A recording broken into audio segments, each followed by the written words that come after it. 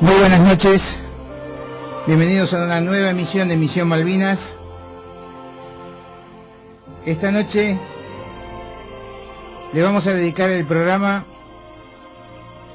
a los artilleros. Recordábamos esta tarde que el general San Martín soñaba con que los cañones tuviesen alas. Así de necesaria era considerada por el padre de la patria la intervención de la artillería en la batalla. Casi 2 siglos después de aquel desesperado pedido, las alas le fueron conferidas al arma de artillería. Así es, al final aquel anhelo del conductor de la guerra contra un imperio europeo logra cristalizarse justamente en el momento en que las armas argentinas se enfrentan nuevamente a un imperio europeo. Solo que en la oportunidad no han sido los cañones los que han cobrado alas, sino que le fueron otorgadas a los soldados artilleros, al convertirse en verdaderos ángeles de la guarda de la vida de nuestros hombres en Malvinas. Nuestros artilleros han socorrido con sus fuegos a los soldados en tierra, construyendo verdaderos muros de metralla que los han puesto a salvo en muchísimas oportunidades. Y han dado cuenta de la aviación enemiga, poniéndolos nuevamente a salvo del peligro, arribado en este caso desde el mismo cielo. Que la batalla librada en 1982 por la retención del territorio insular argentino usurpado por los ingleses ha sido desigual, no es ninguna novedad. Pero la desigualdad observada en el plano de la artillería ha sido equivalente a nuestro juicio a la sufrida por nuestros valientes y heroicos pilotos. Sin medios de movilidad, debieron hacerlo todo a brazo. Acarrear la munición, trasladar, emplazar las piezas, acercar el rancho a las posiciones, evacuar a los heridos, soportar el fuego de contrabatería de piezas de artillería que casi doblaban en alcance las nuestras. Pelearía un enemigo que contó con helicópteros y vehículos de oruga para desplazarse en la pegajosa turba malvinera, y por si esto si hubiese sido insuficiente, debieron soportar los cañones de toda una flota que se les vino encima. Pero nuestros artilleros desplegaron sus alas y arremetieron feroces contra el enemigo. Aguantaron las pérdidas, extremaron su imaginación y con patriótico entusiasmo igualaron el combate pese a la desventaja. Se multiplicaron las misiones de fuego, orientaron a la aviación en sus ataques, desplegaron resistencia contra los buques de la Reina y cerraron el cielo sobre Puerto Argentino hasta donde el alcance de sus bitubos se los ha permitido. Los traidores que nunca faltan en las grandes gestas humanas, han pretendido iluminarlos por el fuego. Para quienes hacemos Misión Malvinas,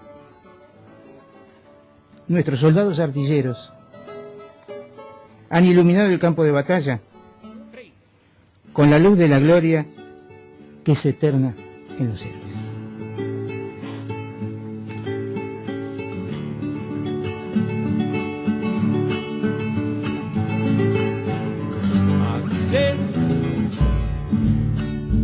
Somos los artilleros que a la par del cañón echan rodilla en tierra los que a la guerra van con valor. Echan rodilla en tierra los que a la guerra van con valor. Bueno, aquí estamos de vuelta. Esta noche es una noche especial para nosotros. Tenemos en el control al señor Escotón, que nos está dando una mano.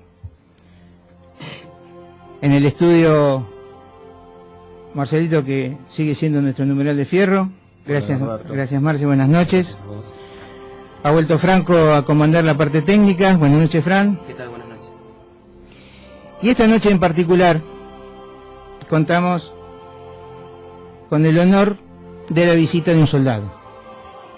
¿Quisiera usted presentarse para nosotros, por favor?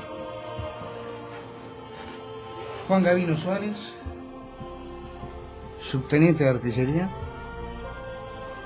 grupo de artillería transportado 4. Buenas noches, don Suárez, es usted muy bienvenido, créame.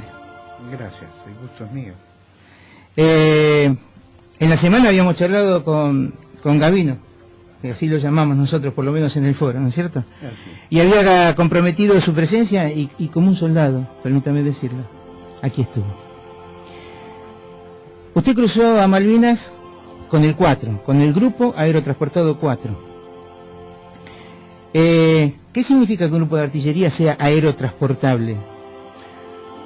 Es aerotransportable para hacer operaciones aéreas.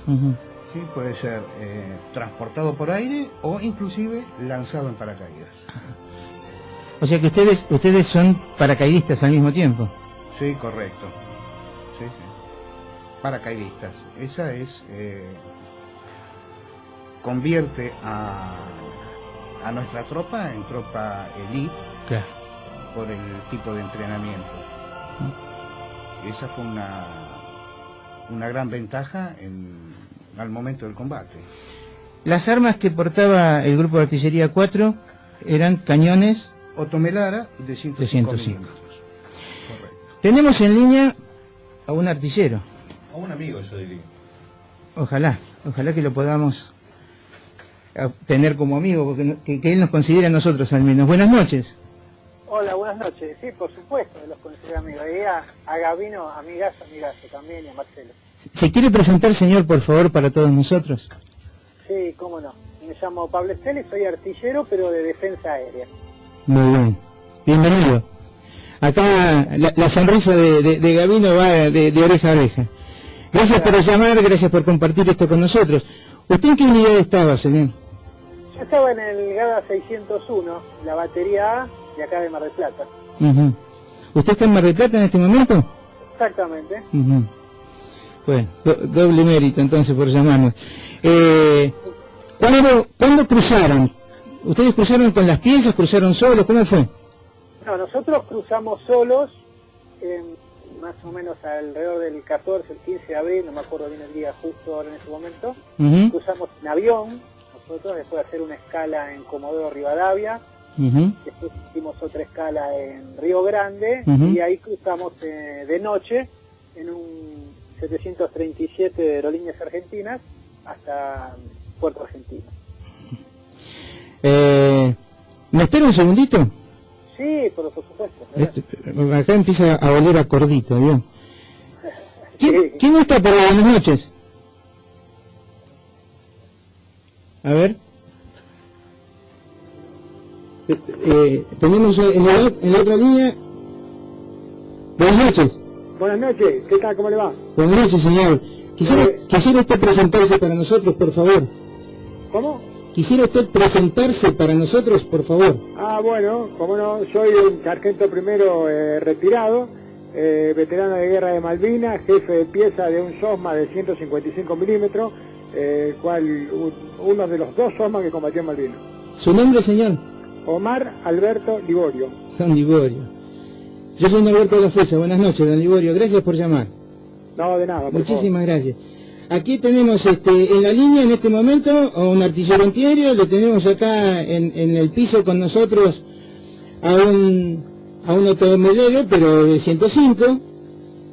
Y a usted le tocó renegar con esas bestias en la turba. ¿Cómo se arregló?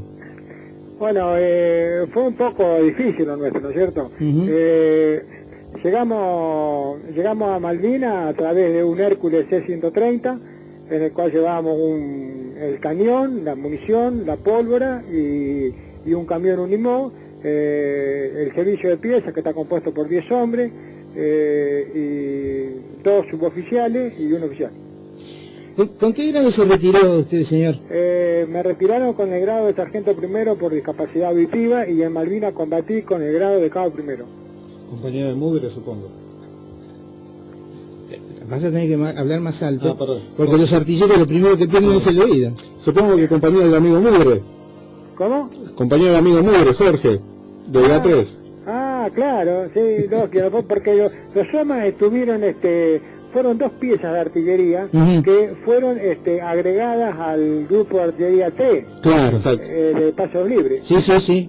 Y bueno, la posición que nosotros ocupamos en Malvinas fue en la ladera este del Cerro Zapperhill. Al sur del puerto argentino, digamos. Claro, exactamente. Claro.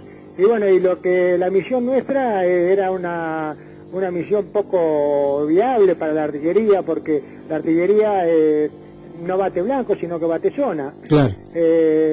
Y en ese momento en Malvinas había cañones Otomelara con un alcance de 10.200, 10.500 metros, y los ingleses tenían un alcance de 17 kilómetros. 17 kilómetros. Además, la misión de ustedes era más que nada antibuque al principio. Claro, entonces, pero ellos lo que hacían era un gran desgaste hacia las posiciones argentinas, porque se paraban, poner en la línea del horizonte 12 kilómetros y bombardeaban, y no se podía llegar con la artillería que había, hasta que llegan los OSMA. Cuando llegan los OSMA se invierte la situación. ¿El alcance de los OSMA? ¿Cómo? ¿El alcance de los 155? El alcance del 155 de los OSMA es de 24 kilómetros con carga máxima, que es la carga 9 bis.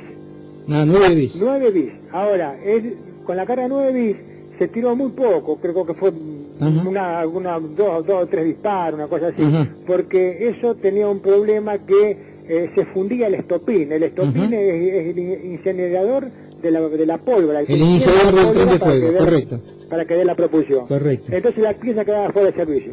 Entonces de ahí se sacaba un saquete de pólvora en lugar de 9 bis, claro. quedábamos con 9 y quedábamos con un alcance de 20 kilómetros. Don Gavino, dígame una cosa. Cuando uno trabaja con una munición entera, no sé cómo se dice técnicamente, que no es como la del 155, que ellos pueden agregar o quitar saquetes, solamente pueden cambiar el alza del tubo para cambiar la distancia, el alcance. No, bueno, en el Otomelara inclusive claro, se pueden sacar los saquetes. O sea, ¿sí? Hay una cosa ahí que No sabía. el Otomelara es un obús. Sí, señor. Y el Soma es un cañón. Claro. Eso tiene que ver con el calibre y el largo del tubo. Claro, al Otomelara ser corto es un cañón de montaña. Ajá. O sea que permite tirar por elevación. Y el cañón es un tiro más, digamos, horizontal. Correcto. Y nosotros teníamos la altura del cañón, o sea, el alfa y la deriva, sí. nos pasaban desde el centro de dirección de tiro, que se hacía a través de un radar, porque no había un centro de dirección de tiro bien conformado. Correcto. Sino que a través del eco del radar en el mar. Por eso que te decía hoy de que la parte era una cosa típica lo nuestro, porque lo que teníamos que hacer era ejecutar el fuego hacia el mar, hacia la fragata. Comprendo. Usted sabe que tenemos en línea también a un artillero, pero de los que se ocuparon de los Harrier por aquel momento. Ah, ¿sí? Qué bien. Sí, señor. Queríamos preguntar, ¿todas las piezas nuestras funcionaron dentro de la artillería aérea hasta último momento? Porque sabemos, estábamos charlando antes, que fueron a través del desgaste, del excesivo uso, hubo piezas que quedaron fuera de servicio antes de tiempo. ¿A ustedes les pasó algo similar? Pablo, ¿estás ahí? No, nosotros estuvimos combatiendo hasta que se nos ordenó de poner las armas, apagar los equipos.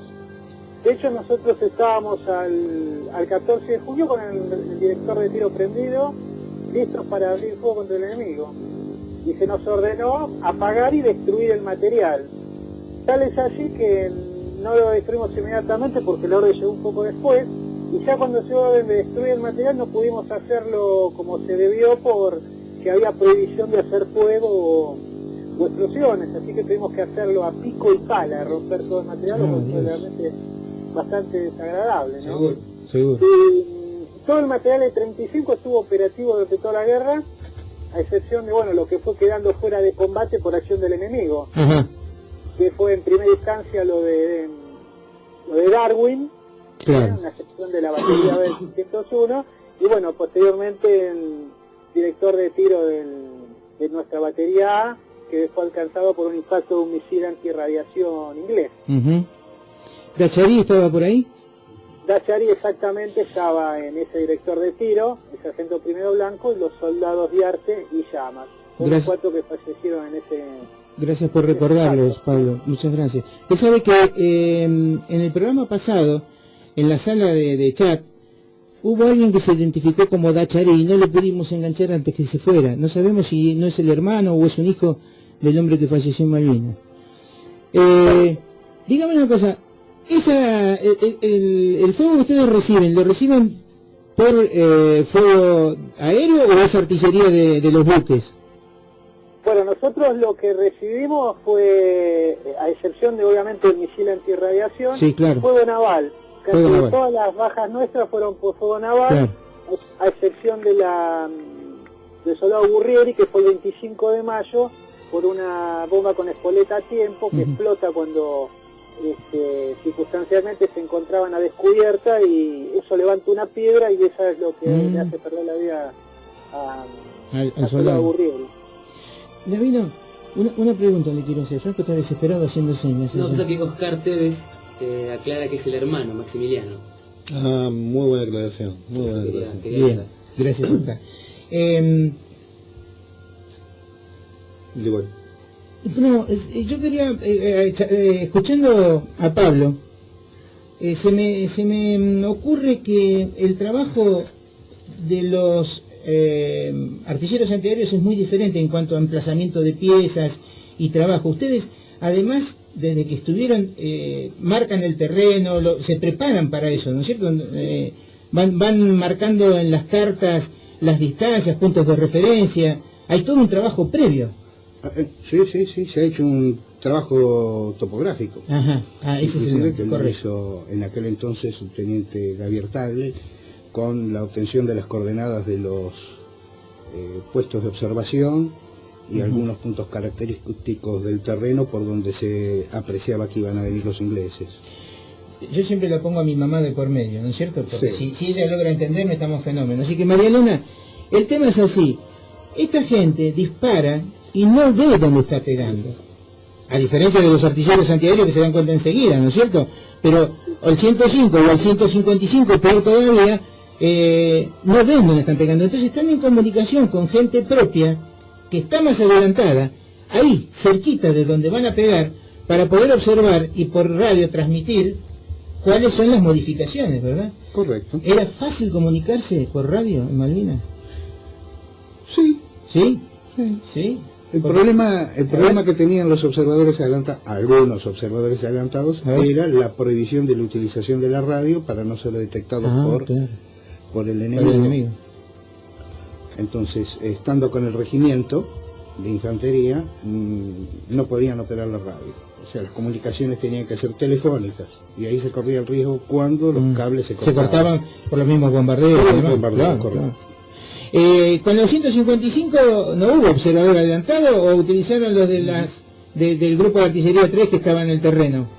No, sí, teníamos observador adelantado. En un momento hubo observador adelantado, y después se usaba el observador adelantado se usaba más para cuando había que hacer tiros para apoyo a la infantería, claro.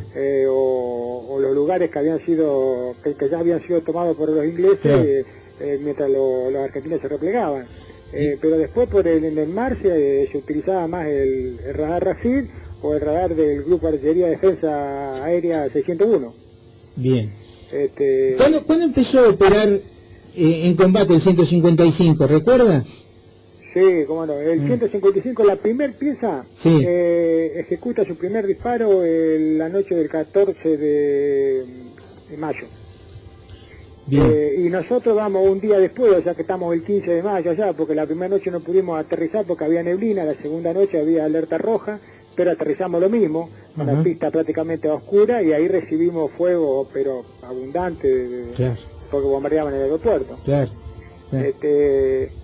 ¿La tercera pieza cuándo la reciben? ¿Cómo? La tercera pieza del 155, ¿cuándo la reciben? La tercera pieza del 155 era la que estamos en discusión, porque... sí, la famosa pieza completa. La pieza del 155, o sea, se reciben dos 155 más después. Uno fue el día 12 de junio, a las 11:30, 11:15 de la mañana, nos danle blanco en el 155 mío. Que se rompa la suspensión, ¿no? De retroceso, si no me equivoco. ¿El freno? ¿Una izquierda? ¿Cómo? ¿Freno? ¿Qué fue lo que se estropeó? ¿El freno, el recuperador? ¿En el nuestro? Sí. No, o sea, el cañón nuestro fue bombardeado por los Harrier. Y queda completamente fuera de servicio. Y queda fuera de servicio, 5 sirvientes de pieza. ¿Y los muchachos? ¿Cómo? ¿Y los muchachos? Los muchachos, bueno, quedamos todos heridos. O sea, quedamos heridos, después vinieron de la Cruz Roja a evacuarnos. Y ahí el único que muere en ese bombardeo es la mascota que teníamos nosotros. Porque yo de mi grupo de artillería había llevado un perrito que le había puesto Tom. Porque decíamos que íbamos al Teatro de Operaciones Malvinas, pero en realidad íbamos al TOAS. Llegó el nombre del cuchillo. Entonces, bueno, en ese bombardeo matan al perro. O sea, pero los Harrier nos vinieron buscando durante 20 y tantos días. Porque tenía un corredor aéreo que nos bombardeaban todos los días a las 11 de la mañana y a las 5 de la tarde. O sea, porque es como que tenían lugares como para burlar a la artillería antiaérea, y pasaba y bombardeaba. Los bombardeaba, pero como estábamos en la ladera del Cerro Saperquí, si el piloto nos esperaba ver, las bombas nos sobrepasaban. Y si nos tiraban antes, caía arriba del cerro o en la ladera, o sea, no nos agarraba a nosotros. Para que entienda doña Elena y don Guillermo, Ajá. para mi viejo que me lo reclamó, estamos hablando con dos personas de grupos de artillería diferentes, defensa antiaérea y de artillería. Claro. Y estas dos personas se complementaron en la tarea. Como él estaba contando, Liborio, sobre los corredores aéreos, justamente esos corredores existían porque Pablo Tándar, el artillero, les prohibía otras zonas. Claro. Entonces, la superposición de tareas justamente están marcando... esa combinación. Exactamente. Pablo, ¿ustedes tuvieron trabajo a diario? ¿O los ingleses después de probar dejaron de aparecer con los Harrier?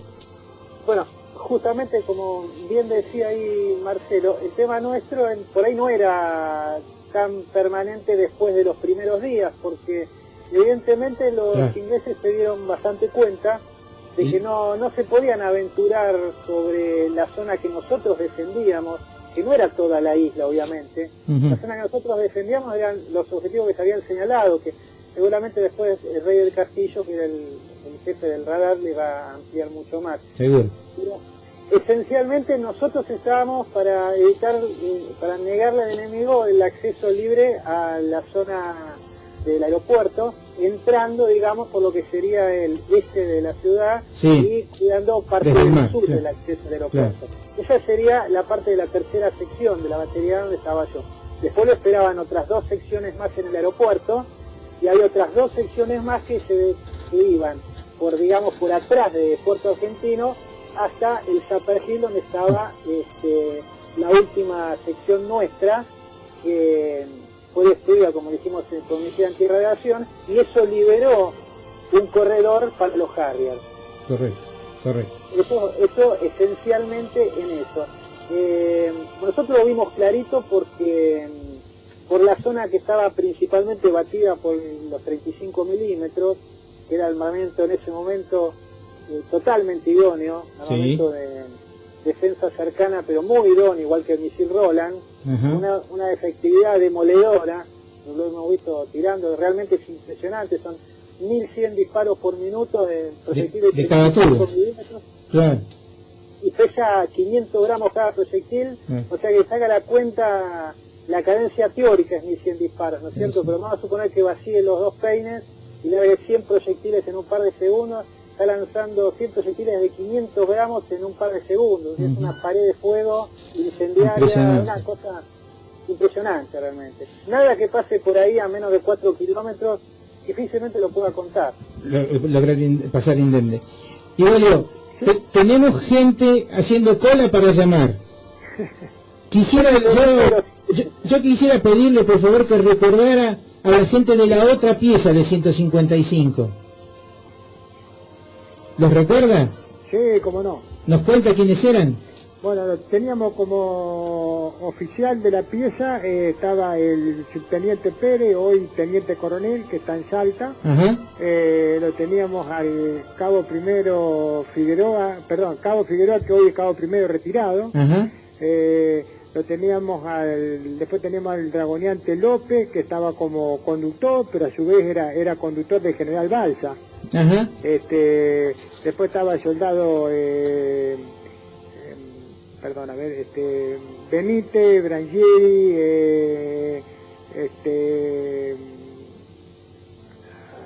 Del Oso,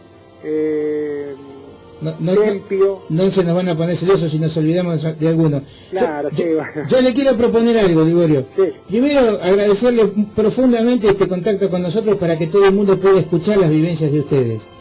Segundo, me encantaría volver a tener un contacto de esta naturaleza más adelante para ir desentrañando las cosas, porque evidentemente no alcanza el tiempo para todo. No, lógico, no. Y en tercer lugar, pedirle permiso para mandarle un abrazo muy grande. ¿Sí? Dos abrazos. Dos abrazos. Tres abrazos. También nos enseña que él también quiere mandarle un abrazo. Muchísimas gracias, Liborio. Usted muy amable. Realmente muy agradecido. Gracias. Un abrazo y gracias por todo. Muy amable. Adiós. Chao, Marcia. Gabino, somos todos oídos. Bien.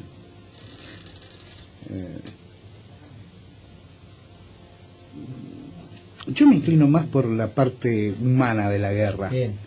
No tanto por la parte técnica. Correcto. Sí, es la parte técnica a lo mejor es la que menos entienda la gente, nuestro público. Claro.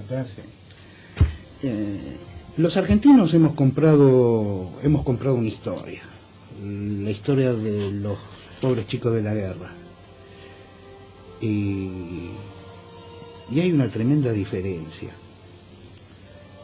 Y esa diferencia es muy fácil de analizar. Son 4 o 5 puntos que hay que tener en cuenta para ver de que en cierta forma es una falacia. En principio fuimos a Malvinas. Lo único que podíamos encontrar en Malvinas era frío. No nos puede llamar la atención que no hayamos pasado algo de frío, pero estaba en nosotros superar ese momento. Y nosotros hasta hemos llegado a inventar trabajo para que nuestro cuerpo estuviera caliente y abrigado. Entonces es muy fácil deducir de que aquel que tuvo frío es porque no trabajó. Queda clarito. Entonces, cuando la gente dice, pasaron frío, porque no hizo nada. El que dice que pasó frío es porque no trabajó. Nosotros trabajamos todos los días, reforzando la posición, haciendo instrucción, preparándonos para el combate. Para lo que se venía. Y nuestro trabajo fue serio. Y así nos fue a la artillería. Nos fue muy bien. Sí, señor. ¿Por qué? Porque fuimos conscientes de lo que estábamos haciendo. No fuimos a veranear. Fuimos a trabajar. Respecto del hambre. Y sí, en la guerra se pasa hambre. Pero hambre se pasó en la Primera Guerra Mundial, en la Segunda Guerra Mundial. Gente que se ha comido las suelas de los zapatos. Y sin embargo, nuestros soldados vinieron todos caminando con los borceguíes puestos. Es decir, no se comieron ninguno. No se comieron ninguno. Y además hay otro aspecto que nadie tiene en cuenta y que es la ansiedad. La ansiedad es permanente en la guerra y eso incita al que fuma a fumar más y si no tiene para fumar a devorarse todo lo que hay. Eso no es hambre. Son nervios. Son nervios, es la ansiedad, es la situación que se vive. Esas son dos cosas totalmente distintas. ¿Sí? Entonces, yo no lo discuto, pudo haber soldados que no tuvieron para comer 1, 2 o 3 días. Puede ser, yo eso no lo pongo en la discusión. Pero por supuesto, es muy difícil, y si no que me expliquen cómo hacen en la organización que nosotros, en la defensa que nosotros habíamos hecho, nosotros digo el ejército, ¿sí? Cómo se le acerca un plato de comida al soldado que está en el frente. ¿Sí? Está bajo fuego. Está bajo fuego y es difícil, muy complicado. Es que no debería haber sido así. Está escrito en los reglamentos cómo es el sistema, pero no viene al caso, creo, en este momento. Pablo, ¿cómo le fue a ustedes en esta materia que nos plantea Gabino? Bueno, a nosotros no fue, no me puedo quejar, no sé cómo explicarlo. Yo lo que digo siempre es que, como dice el amigo Gabino, es un poco también en uno, ¿no es cierto? Claro. Yo creo que la actitud.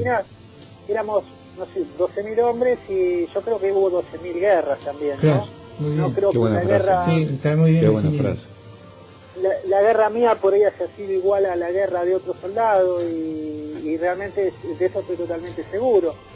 Yo creo que no hubo lo que uno podría pensarse de que, como relataba bien Gabino, lo que fue la primera o la segunda guerra, a ese nivel de privaciones, en cuanto a la exposición mía se refiere. Yo no podría hablar, por ejemplo, de lo que pasó en la isla Gran Malvina. No, estamos hablando de lo que No, pasó a ustedes. Gran Malvinas es una obviamente. historia completamente aparte Ahora, de todo. usted sabe que del otro lado, en la otra línea, tenemos a alguien que tuvo mucho que ver con el trabajo de todos, porque era un poco los ojos de todo el mundo. Dígame, don Enrique, ¿usted me escucha? Sí, lo escucho bien. Don Enrique, muy buenas noches. Es un placer tenerlo con nosotros. Enrique, un gran abrazo, querido amigo. Lo saluda Marcelo en este momento. Un gran abrazo, señor Norberto. Es un gusto estar con ustedes. Muchísimas gracias. Muchísimas gracias. ¿Por dónde anda en este momento, don Enrique? Repítame la pregunta, por favor. ¿Por dónde está usted en este momento? En Estados Unidos. Bien. Yo le agradezco muy profundamente, por eso le hago esta pregunta cuya respuesta conozco, porque sé del esfuerzo que esto significa para usted económicamente, ¿no es cierto? Nos está llamando de allá. Así que somos suyos, el programa es suyo en este momento. Díganos usted cuál ha sido su vivencia, qué es lo que le gustaría que la gente supiese de lo que a usted le pasó en la guerra. Bueno, difícil pregunta. Yo creo que más que nada a los veteranos de guerra lo que nos gusta es relatarlo aquello que hemos vivido en nuestras islas, relatarles un poco cómo se han constituido las unidades, las posiciones y demás, como para que la gente pueda vislumbrar un poco mejor de qué se trató todo aquello, ¿no? Bueno, comience contándonos, por ejemplo, cuál era su trabajo durante la guerra. Durante la guerra fui jefe de la batería de comando de GA 601 y operé el radar de largo alcance de ejército en las islas. Bien. El 1 de mayo, al iniciarse las hostilidades, ocupábamos una posición arriba del Cerro Zapergil. La misión del radar era detectar las incursiones aéreas enemigas. El mismo 1 de mayo por la noche fue batido por artillería naval, quedó fuera de servicio por 3 o 4 días. Hicimos un cambio de posición, se reparó el equipo y volvimos a operar a partir del 5 de mayo en una nueva posición. Y ahí duramos hasta la noche del 11 de junio, que fuimos nuevamente batidos por artillería naval inglesa. ¿Y con qué gente trabajaba usted ahí? ¿Cuál era la dotación permanente del radar? El radar tenía una dotación de 2 suboficiales y entre 6 y 8 soldados. Los soldados estaban dedicados a la posición defensiva del radar. Los suboficiales colaboraban con nosotros dentro del radar mismo. A mediados de mayo hacemos un primer intento de disparar con 155 milímetros contra los buques. Ya da buen resultado, porque curiosamente el radar, si bien está destinado a detectar aviones, detectó la explosión de los cañones de 155 milímetros sobre el agua. Y los barcos también se veían, así que era cuestión de tratar de llevar ese disparo sobre los buques. Ese dato no lo teníamos, Repítame, por favor. No le escuché. ¿Cuál fue la distancia más cercana que se van a disparar cerca de un barco? Claro. La cosa fue así, desde el 1 de mayo que se sacaban las tropas inglesas a hacer cañoneo naval, mediados de mayo se hace un disparo, de Afunquio con los 155 hace un disparo, nosotros tenemos la suerte de ver ese disparo sobre el agua, al mismo tiempo estábamos viendo los barcos, entonces la cuestión era empezar a llevar ese disparo hacia los barcos, lo más cerca posible de ellos. Claro, ir corriendo, claro. Claro, nosotros no teníamos ninguna experiencia en hacer tiros sobre los barcos, por supuesto, ¿no? Tal es así que el puesto de comando de defensa aérea nos envía un oficial de marina para ayudar a entender lo que estaba pasando, claro, comprendo. Claro, entonces nos manda un oficial de Marina. El oficial de Marina, yo le explico de qué se trataba esto, se trataba de cazar al barco, y él empieza a hacer los cálculos de predicción, basados en la velocidad del buque, la distancia del buque, el tiempo de vuelo del proyectil, que eran a veces 50 segundos, y realmente es una tarea maravillosa. En algún momento tenemos que pegar lo suficientemente cerca de los buques como para ahuyentarlos, ¿no? La distancia más cercana fue a 50 metros, ¿no? La cercana, sí, los ingleses reportan impactos a 50 metros de distancia de uno de sus buques. Nosotros estábamos tirando entre las 10 y las 12 millas náuticas, y bueno, para lograr pegar tan cerca fue realmente un trabajo maravilloso del oficial de Marina. El oficial de Marina era Eduardo Castro Rivas en aquel entonces, creo que actualmente es comandante de la flota de mar. Más o menos doña Rosa y don Guillermo se disparaban en Ballester y pegaban en Capital y agarraron por 50 metros, para que entienda más o menos cómo es la historia. Claro. Pero Castro Rivas realmente es una tarea maravillosa de predicción del tiro, ¿no? Con el cálculo de velocidad del buque y todo eso. Fue un trabajo muy interesante, muy interesante resultó ser. Bien. Pablo, estás con nosotros allí, ¿verdad? Sí, por supuesto. ¿Te conocés con el señor acá? Pero, ¿cómo no? Sí, claro que lo conozco. ¿Querés aprovechar para saludarlo? Hola, Enrique, te saludo con vos, porque nos encontramos siempre por el foro. Así que, personalmente, Enrique, un gustazo enorme después de 27 años de no hablar con vos. Un abrazo enorme y muchas gracias. Enrique, está Gabino con nosotros también por acá. ¿Qué tal, Enrique? Me quedo entonces a la escucha a través de la radio. Bueno, macanudo, lo liberamos, le mando un abrazo muy grande y le agradezco muchísimo, Enrique, el llamado, Muchísimas gracias. Muchas gracias a ustedes. Un gran abrazo, Enrique. Un abrazo, Enrique. Marcelo, un abrazo enorme. Un gran abrazo, amigo. Feliz bautismo de fuego. Gracias, amigo. Gracias. Hasta luego. Pablo, Sí. Lo mismo, te invitamos a seguir el programa por la radio, te liberamos y te quedamos eternamente agradecidos y por supuesto te estamos comprometiendo de alguna manera a estar con nosotros, ¿sí? Por supuesto que sí. Bueno, un gran abrazo para todos, especialmente para Marcelo y para Gabino, que es un grande. Pablo, gracias por lo de hoy y gracias por lo de hace 27 años. Sí, señor. Un gran abrazo. Gracias a ustedes. Gracias, Adiós, Pablo. adiós. Un abrazo, Pablo. Bien. ¿Cómo seguir? ¿Llegaba algo caliente de vez en cuando? ¿Cómo? A la posición. ¿Llegaba algo caliente de vez en cuando?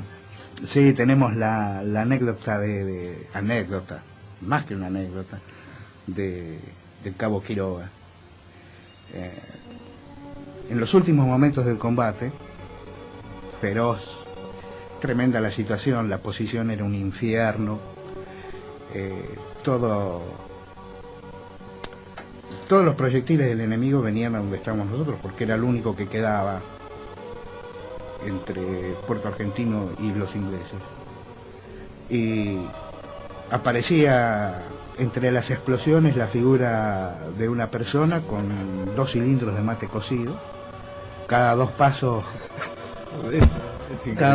rodilla a tierra, y caían las explosiones y las luces nos permitían ver la silueta, y era el cabo Quiroga, que como hacía 3 días que no dormíamos y prácticamente tampoco habíamos comido, venía con 2 cilindros de mate cocido con leche dulce, más azúcar de la normal, y empezaba a repartir el mate cocido entre los soldados que estaban atendiendo las piezas. Evidentemente, como cocinero, él fue mucho más allá de su deber. Se jugó la vida tan solo por llevar un jarro de mate cocido a sus soldados. A sus soldados. Espectacular su actitud. Y cuando se terminó el mate cocido se quedó a pelear, o sea, de cocinero, incluso... Ya no podía cumplir con su función, sin embargo, no abandonó a la gente. No. Incluso cargó cajones de munición, cargó el cañón y también lo disparó. El problema que teníamos era el volumen de fuego que nosotros hicimos sobre los ingleses. Fue tremendo. he tenido grandes discusiones al respecto por el volumen de fuego. Nosotros tiramos casi 4.000 tiros en un solo día. 4.000 tiros de cañón. ¿Con cuántas piezas? Con lo que había. Empezamos con 5 y terminamos con lo que quedaba, porque al superar la cadencia de fuego del material, el material se destruía, pero el fuego era necesario y los infantes lo necesitaban. Así que nosotros no Qué buena frase eso, con lo no que quedaba. parábamos. Con lo que Porque de por sí ustedes fueron la última pieza.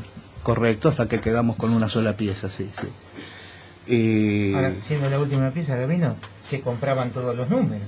Sí, todo. Porque Todo. los muchachos era con ustedes, ¿no? Sí. El espectáculo lumínico era hermoso, porque un montón de lucecitas. Hermoso, dice el tipo y se sonríe. Es la belleza de la guerra.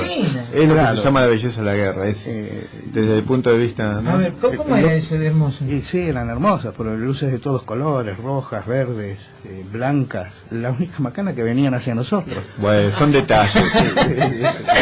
Pero lo importante de resaltar fue los soldados. Eso es algo, a mí no me va a alcanzar la vida para contárselo al pueblo argentino. Creo que lo necesita. Por favor. Al pueblo argentino lo han engañado. Yo he tenido soldados que no han sido ni chicos ni pobres, y han luchado, han combatido y han ofrecido su vida 1000 veces en una sola noche. Y me duele que el pueblo siga diciendo pobres chicos, porque no fueron pobres, fueron muy valientes. Enfrentar la muerte no es fácil, y ellos enfrentaban la muerte porque sabían que sus compañeros infantes necesitaban el fuego, Es de expresión el apoyo combatiente. del fuego. Es de expresión combatiente. Ya. Llamarlos chicos es de expresión combatiente. Sí, no cabe duda. Y además es lastimarlo hoy, cuando ellos escuchan que les dicen pobres, y ellos no fueron pobres, fueron muy valientes, más allá de lo que la gente se imagina. Yo lo puedo contar, pero me gustaría que lo vivieran, porque es indescriptible. Es lo que yo llamo una raza en extinción.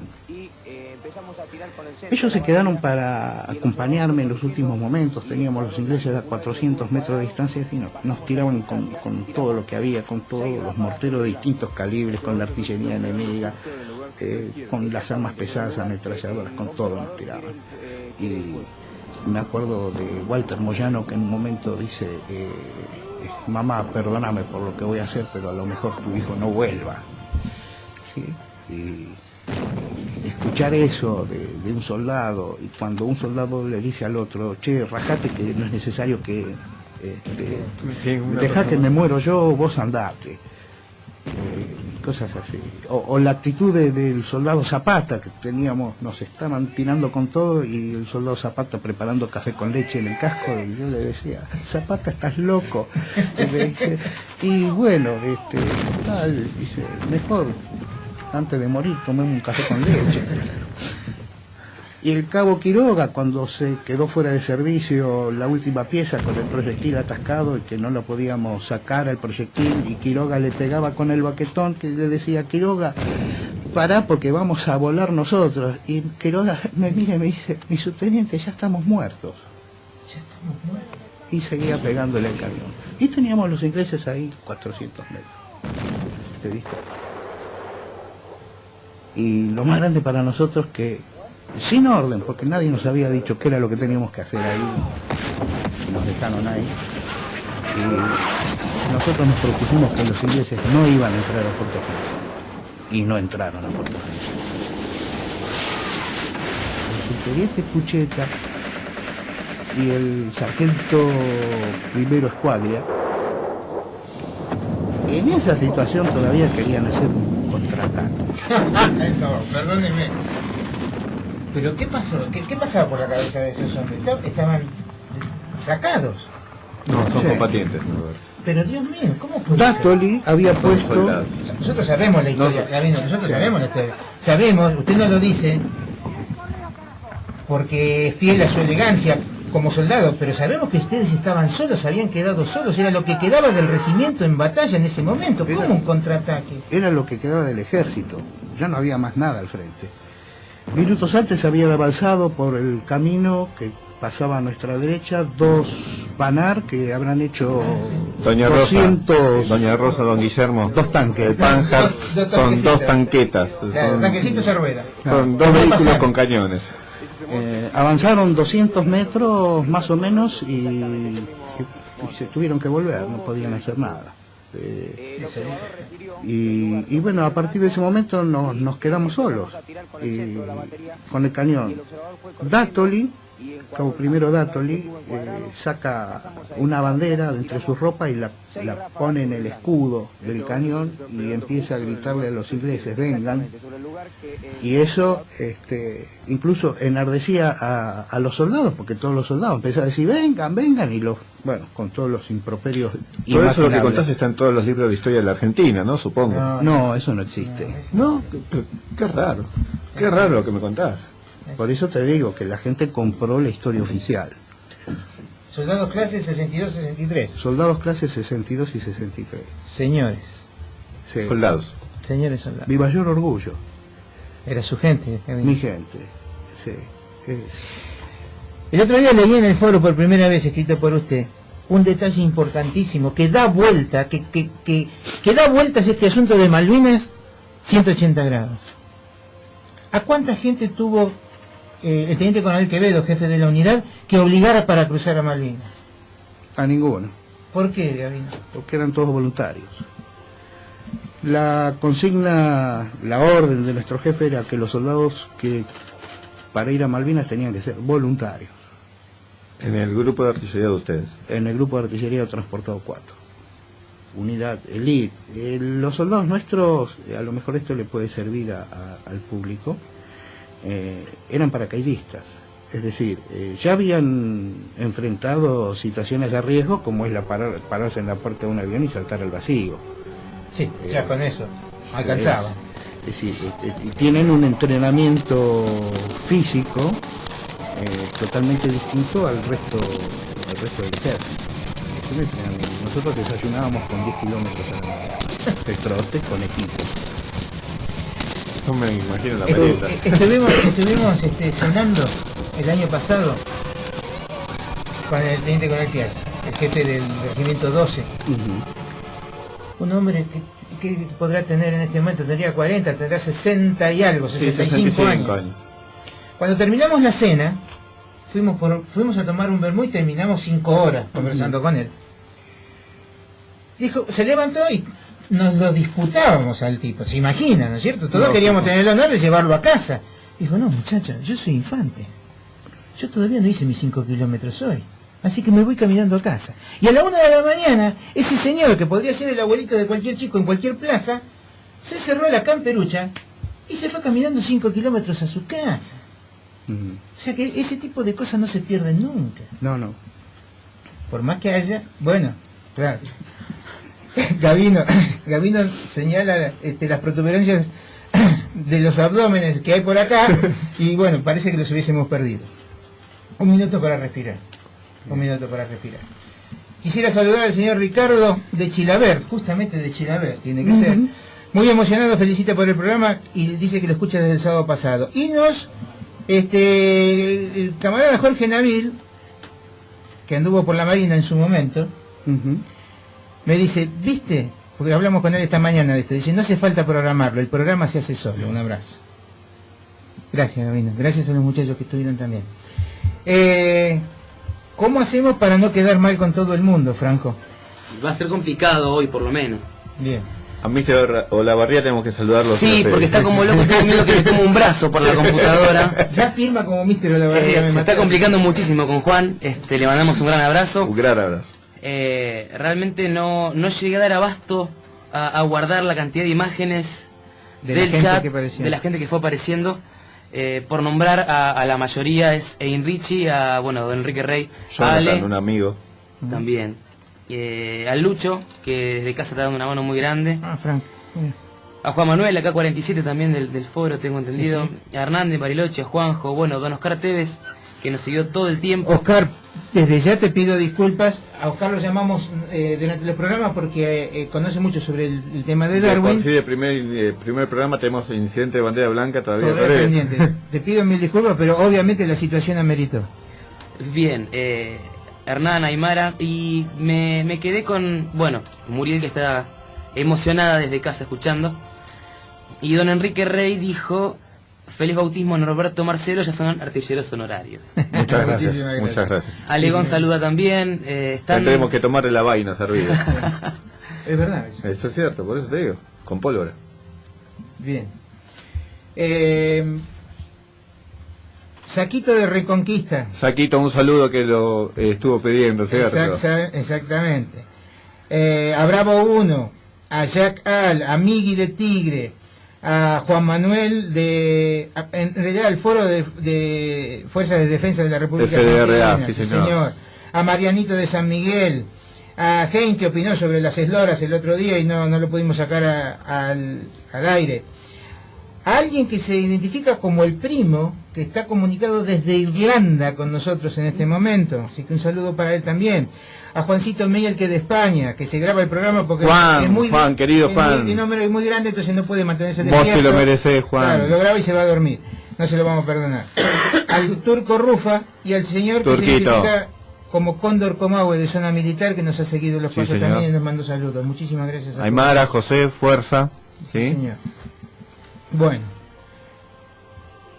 ¿cómo se desprenden? Porque ese es el término, ¿cierto? ¿Cómo se desprenden de esa situación, Gabino? Nos quedan 5 minutos, son todos suyos. ¿Cómo se desprenden de eso? Cuando te podés pegarme la vuelta a irte ahí. No, en realidad no. Llegó un momento del combate, bueno, ya habíamos perdido el último cañón. Hasta ese momento los ingleses no lo sabían, porque cada vez que los ingleses amagaban el avance, nosotros con ese cañoncito le tirábamos y se planchaban en el piso, se tenían que reorganizar para volver a avanzar y eso nos daba tiempo y se mantenían lejos. Yo leí algo de una cuenta rara con las escoletas que se mandó usted como para poder salir del paso.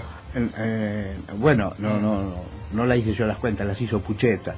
Eso es otra de las cosas, más o menos como el tema del radar.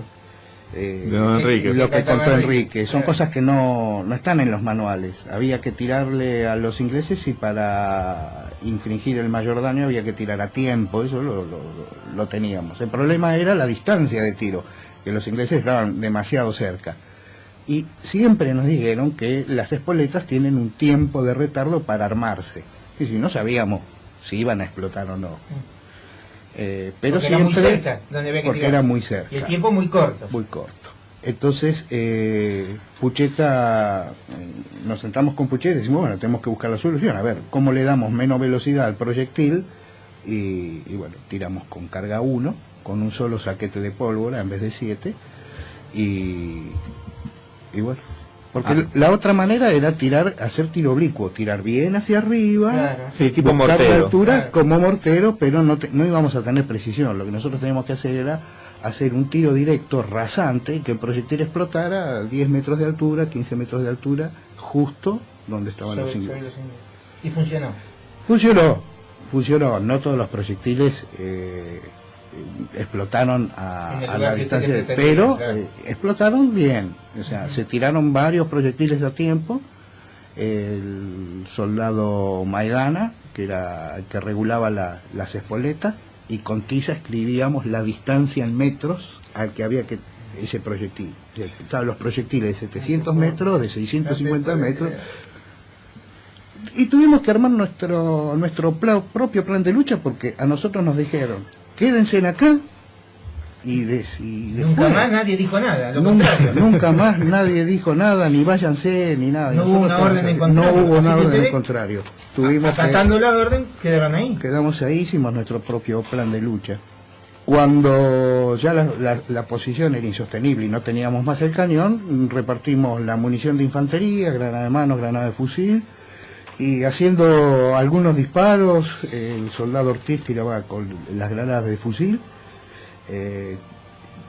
No teníamos quien nos pudiera, si quedábamos aferrados era la muerte, así no, lo único que podíamos hacer era replegarnos, y 400 metros de distancia atrás estaba una línea defensiva, que lo único que podía haber ahí para mí eran los logísticos de la Marina, y bueno, hicimos el salto a retaguardia en 2 etapas. La primera, hasta llegar a la primera construcción de Puerto Argentino, eran 200 metros que no llegábamos nunca.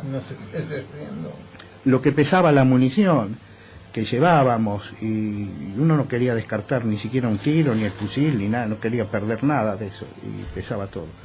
Y también estaba el soldado Ramé, que tuvo que cargar con un soldado que no resistió la situación y quedó, digamos, como paralizado. Sí, sí. Y además de llevar su fusil y la munición, tuvo que cargar al soldado y lo llevó los 400 metros. Los 200 metros primero hasta llegar a la construcción, y después los otros 200 metros. Cuando llegamos a esa línea defensiva de los marinos, eran todos suboficiales furrieles, no eran infantes de marina, eran furrieles.